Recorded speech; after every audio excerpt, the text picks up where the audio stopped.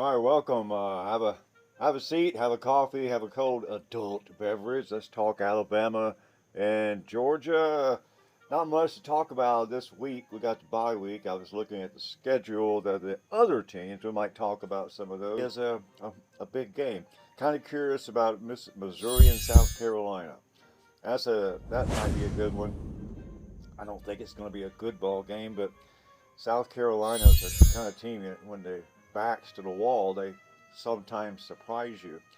Maybe they'll call Michigan. Go ahead and talk about the Alabama-Georgia game, the one we all care about. Now, how much do we care about this game as Georgia fans?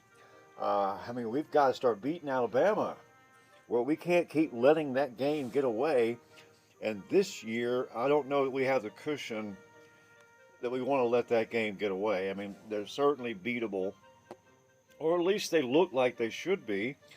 But in a way, they kind of remind me of that year when Saban had that trouble with that Florida team, and then they turned around and righted the ship for most of the season.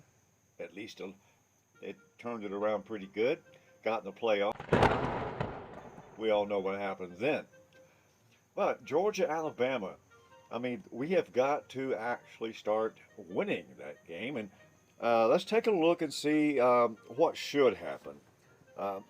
Strengths and weaknesses. For Georgia, we'll start with them. What is Georgia's best strength coming into this game? Defensive consistency is usually what Georgia can hang their hat on. It's still one of the best units in the country. They excel at limiting explosive plays and forcing teams into long drives. Quarterback efficiency, Carson Beck, he was your quarterback, and we knew what to it. It's a work in progress as we go along. Quarterback edge, I guess you got to go with Gunner because everybody likes his pickup. But Gunner's got to have a good game. We can't have another 32% third down conversion rate. Last time we played Alabama, guess what it was? Take a while, guys. Type in your comments before I tell you what you believe that Georgia's third down conversion rate was against Alabama last year. The last time we played them.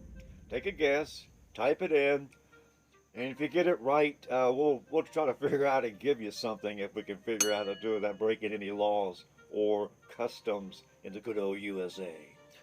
But no one's going to guess it right. I'll tell you what it is later. But it's always nice when you get your third down conversion rate above 20%. That's what we were. In an entire football game that we expected to win, our third down conversion rate was 20%. Come on. How come a coach didn't get fired for that? Okay. A balanced offense. Even when the run game isn't elite, Georgia can win through the air with what they've got. They've got Kirby Smart. Okay, let's go to Alabama. Alabama's had trouble scoring in the red zone, settling for field goals instead of punching it in. Neither team explosive. And Georgia thinks that's a bad word. Go figure that out. And the offensive line issues. It's going to be another Alabama game that we don't know what's going to happen.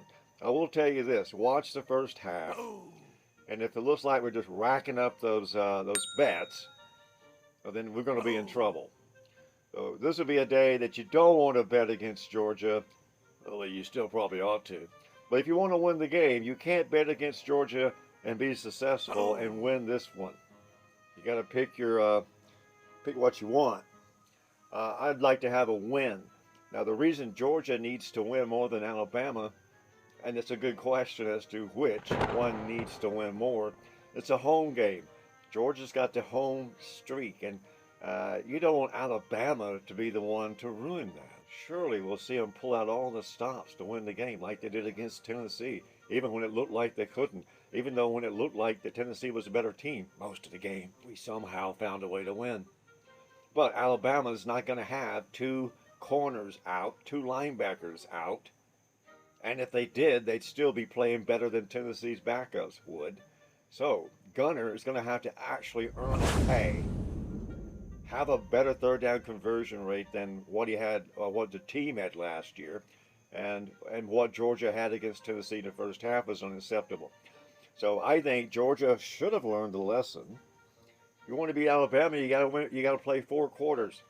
Used to be we would play 3 4/5 of a quarter, but we do something at the end to lose the game. We did that last year. So maybe it's not illegal to beat Alabama now that Saban's gone.